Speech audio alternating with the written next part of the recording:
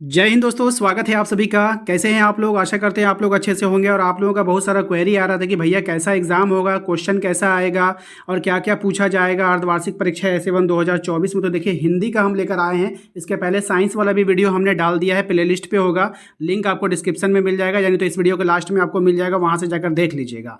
अब देखिए, हिंदी में आपको किस तरह से सवाल पूछा जाएगा, 40 क्वेश्चन आपको किस तरह से पूछा जाएगा, क्या क्या आएगा, वो सब हम आज के इस वीडियो में 40 का 40 क्वेश्चनों को डिस्कस करेंगे। ठीक है, तो आप लोग शुरू से लेकर अंत तक बने रहिए। और सबसे पहले वीडियो को लाइक कर दीजिए। आप लोग लाइक नहीं करते हो, चैनल को सब्सक्राइब नहीं करते हो, तो आपको कोई अपडेट मिलता ही नहीं है। आपको जैक बोर्ड ने पहले ही समझा दिया था कि 40 क्वेश्चन किस प्रकार से पूछा जाता है और क्या क्या पेपर में आता है, कहाँ से आता है, ये सब कुछ तो पहले ही बता दिया था। लेकिन आप लोग तो ध्यान दोगे नहीं। तो चलिए, हम फिर से आपको एग्जाम के एक दिन पहले आप लोगों को ध्यान दिलवा देते हैं। ठीक है, तो सबसे पहले आप लोग जब जाओगे तो आपको जो पेपर मिलेगा, ये तो मोबाइल फॉर्मेट में, वहाँ पे आपको पेपर फॉर्मेट में मिलेगा, OMR सीट मिलेगा, वहाँ पे आपको भरना होगा। ठीक है, तो यहाँ पे आपको तो विषय दिया रहेगा, हिंदी ये रहेगा, समय 1.5 घंटा रहेगा, पूर्णांक 40 रहेगा। और कहा जाएगा कि सभी पूर्णांक सभी प्रश्न जो है, उत्तर जो है अनिवार्य है। प्रत्येक प्रश्न के लिए आपको जो 1 अंक दिया जाएगा। और जो है 4 विकल्प रहेंगे, यानी ऑप्शंस रहेंगे। विकल्प का मतलब ऑप्शन होता है। और गलत उत्तर के लिए कोई भी अंक काटे नहीं जाएंगे। ये बहुत ही इंपॉर्टेंट बात होती है कि स्टूडेंट डरते हैं कि अगर मेरा गलत हो जाएगा तो मेरा नंबर कट जाएगा। ऐसा कुछ भी नहीं है। आप सब में 40 का 40 में आप आंसर करके आना। ठीक है, सबसे पहले हिंदी की बात।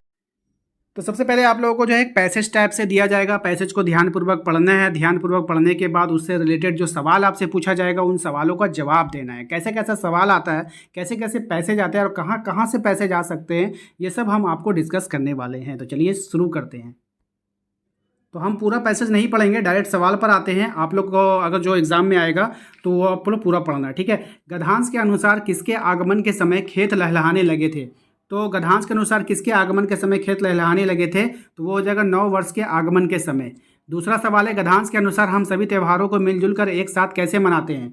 तो हम जो सभी त्योहारों को एक साथ उल्लास के साथ मनाते हैं, यानी खुशियों के साथ उसको मनाते हैं। ठीक है, नेक्स्ट जो सवाल है हमारा, कह रहा है कि गद्यांश में सर्वाधिक उचित शीर्षक क्या होगा? आप देखिए, वहाँ पे जो पैसेज आपको दिया जाएगा, वहाँ से आप लोगों को कुछ उसका टाइटल आपको चुनना होगा। तो ऑप्शन के अनुसार जो भी वहाँ पे सूटेबल होगा आप उसको कर लीजिएगा। तो यहाँ पे त्यौहार के महत्व के बारे में बताया जा रहा था, इसीलिए हम लोग ऑप्शन डी सेलेक्ट कर लेंगे, त्यौहार का महत्व। प्रफुल्लित शब्द का पर्यायवाची जो है वो क्या होगा? तो प्रफुल्लित शब्द का जो पर्यायवाची है वो होगा आपका खुशी हो जाएगा। ठीक है, क्या हो जाएगा? खुशी हो जाएगा। अब देखिए, यहाँ पर कुछ पोयम टाइप का आपको दिया जाएगा। ठीक है, इस पोयम टाइप को दिया जाएगा, बोलेगा ध्यानपूर्वक इसको पढ़कर प्रश्न 5 से 5 से 8 तक आंसर दीजिए। तो इसको पक्षी और बादल है, ये भगवान के डाकिए हैं जो एक महादेश से दूर महादेश को जाते हैं।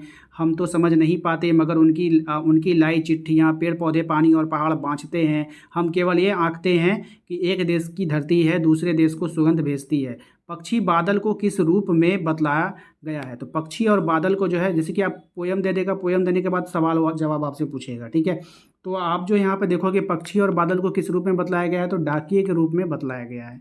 ठीक है ना, एक देश जो है आपका, एक देश से दूसरे महादेश कौन जाता है? तो एक देश से जो दूसरा महादेश जो जाता है वो जाता है आपका, यहाँ पे तो ऑप्शन नहीं दिख रहा है, तो वो जो जाता है वो पक्षी और बादल। कौन जाते हैं? पक्षी जाते हैं और बादल जाते हैं। सुगंध में कौन सा उपसर्ग लगा हुआ? देखिए, उपसर्ग पढ़ते हैं, इस तरह से क्वेश्चन पूछेगा। तो सुगंध में कौन सा उपसर्ग लगा हुआ है? तो सु लगा हुआ है। ठीक है, नेक्स्ट है आपका, पदांश का उचित शीर्षक क्या हो सकता है? अब जो आपको दिया गया है, कविता जो लिख दिया गया था, उसका शीर्षक टाइटल आपसे पूछ रहा है। तो इसका टाइटल क्या था? प्रकृति के संवाहक, यानी कि संदेश भेजने वाला, यही ना हो सकता है। अब देखिए, यहाँ पे व्याकरण का पार्ट आ गया। इसका मतलब क्या? अब आपसे व्याकरण से भी क्वेश्चन आपसे एग्जाम में आएगा। तो जैसे पूछा गया, संख्यावाचक विशेषण की पहचान करें। लाल टोपी नहीं, गोल चश्मा, 2 बैल। यहाँ पे 2 वर्ड क्या संख्या है, तो ये संख्यावाचक विशेषण हो जाएगा। ठीक है, समझ रहे हैं ना। नेक्स्ट आप, विज्ञान शब्द में इक प्रत्यय लगाने से नया शब्द क्या बनेगा? तो विज्ञान शब्द में अगर हम इक लगा देंगे तो वैज्ञानिक हो जाएगा। होगा कि नहीं होगा? तो वैज्ञानिक हो जाएगा, ऑप्शन सी हो जाएगा। नेक्स्ट है, इनमें से सरल वाक्य का उदाहरण कौन सा है? तो इनमें से कौन सरल वाक्य है? क्वेश्चन नंबर 11 का आंसर कीजिए। तो ये हो जाएगा, जोर जोर से वर्षा हो रही, ये क्या है? सरल वाक्य है। ठीक है, बाकी यहाँ पे देखिए और लगा हुआ है, की लगा हुआ है, तथा लगा हुआ है, तो ये सब सरल नहीं होगा। ठीक है ना। अब नेक्स्ट देखिए, क्वेश्चन नंबर 12 पे कह रहा है कि इनमें से किस वाक्य में कर्ता ने चिन्ह का प्रयोग हुआ है? तो शिक्षक ने कहा, प्रयोग सही प्रयोग किया गया है। हाँ, इसमें ने चिन्ह का जो प्रयोग है बिल्कुल सही किया गया। तो शिक्षक ने कहा, यही एक सही है। मोहन ने बाजार गया, ऐसा थोड़ी होता है। उसने खाना खा रही थी, ऐसा थोड़ी होता। सीता ने भजन गा, इस समय ने लगभग नहीं करेगा, ठीक है। तो कहाँ लगेगा, शिक्षक ने कहा, यही इसका सही है, ऑप्शन नंबर ए हो जाएगा। नेक्स्ट है आपका कि निम्नलिखित में से साकार का विलोम को पहचाने। साकार का विलोम को आपको पहचानना है, तो क्या हो जाएगा, निराकार। साकार का निराकार हो जाएगा। उसके बाद जो है आपका ईंट का जवाब, ठीक है, ईंट का जवाब कह रहा है कि ईंट का जवाब पत्थर से देना, मुहावरे का सही अर्थ को पहचानना है। तो ईंट का जवाब पत्थर से देना, है ना, क्या हो सकता है, चार ऑप्शन है आपके पास। तो यहाँ पर जो इसका राइट आंसर होने का होगा वो हो जाएगा कड़ा प्रतिरोध करना, यानी ईंट का जवाब आप पत्थर से दोगे, है ना। नेक्स्ट आपका निम्नलिखित में से कौन सा शब्द एक वचन है। तो निम्नलिखित में से कौन सा शब्द जो है एक वचन में है, तो आकाश जो है आपका एक वचन में है। औपचारिक पत्र, यहाँ पे कह रहा है औपचारिक पत्र, इनमें से कौन सा विकल्प नहीं होगा। अभिवादन, दिनांक, पता या फिर विषय। औपचारिक पत्र में कौन सा नहीं होगा ये आपको बतानी है, तो हो जाएगा अभिवादन नहीं होता है औपचारिक पत्र में, ठीक है। निबंध लेखन के अंतिम चरण को क्या कहते हैं। तो निबंध लेखन के जो अंतिम चरण होता है उसको क्या कहते हैं, तो उसको कहते हैं हम लोग, क्या कहेंगे, उपसंहार कहेंगे, ठीक है, उपसंहार। संवाद में कौन सा अंश आवश्यक होते हैं। तो संवाद में जो अंश आवश्यक होगा, नाम, भाषा, स्थान और गतिविधि, ठीक है। ये ऑप्शन डी इसका राइट आंसर होगा। अब देखिए यहाँ पर जो एक पोयम दिया गया है ये पाठ्य पुस्तक से दिया हुआ है, ठीक है। उसके बाद फिर यहाँ पर आपसे क्वेश्चन आंसर पूछेगा ठीक उसी प्रकार से। तो चिड़िया के माथे का रंग कैसा है आपको बताना है। तो चिड़िया का जो माथे का रंग है वो कैसा है, काला है। कवि ने चतुर किसे कहा है। तो कवि ने जो चतुर कहा है वो किसको कहा है, यहाँ पर ये आपको बतानी है। तो चिड़िया को कहा है। चिड़िया मछली को किस तरह पकड़ती है। तो चिड़िया जो मछली को पकड़ती है झपाटे मारकर पकड़ती है, ठीक है। गगन का पर्यायवाची कौन नहीं होगा। अब यहाँ पे कौन नहीं होगा ये पहचानना है आपको। तो वसुधा नहीं होगा, बाकी सब होगा, ठीक है। तो ऑप्शन सी इसका राइट आंसर होगा। अब देखिए अगला सवाल है आपका, निम्नलिखित में प्रश्नों का सही विकल्प का चयन करें। शाखियाँ एवं शब्द पाठ के आधार पर दिए गए पदों को उनके तत्सम रूप में दिए गए इनमें गलत विकल्प का चयन करना है, ठीक है। तो पाठ के आधार पर है ये, तो इसका राइट आंसर हो जाएगा पखा, पखी, पशु, पक्षी, ठीक है। तो ये गलत है, बाकी आनंद, अनंत ये सब सही है, यही है वो गलत है, यहाँ पे ऑप्शन ए हो जाएगा, ठीक है। चलिए अगले सवाल पे आते हैं। अगला सवाल है आपका, वाक्य पाठ के आधार पर निम्नलिखित में से कौन सा वाक्य सही है। तो वाक्य पाठ के आधार पर कौन सा वाक्य सही ये बताना है।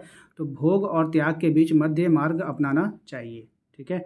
नेक्स्ट है आपका, कैदी और कोकिला कविता के अनुसार मोहन के व्रत द्वारा किसकी ओर संकेत किया गया है। तो ये जो संकेत किया गया है ये किया गया है मोहनदास करमचंद गांधी की ओर।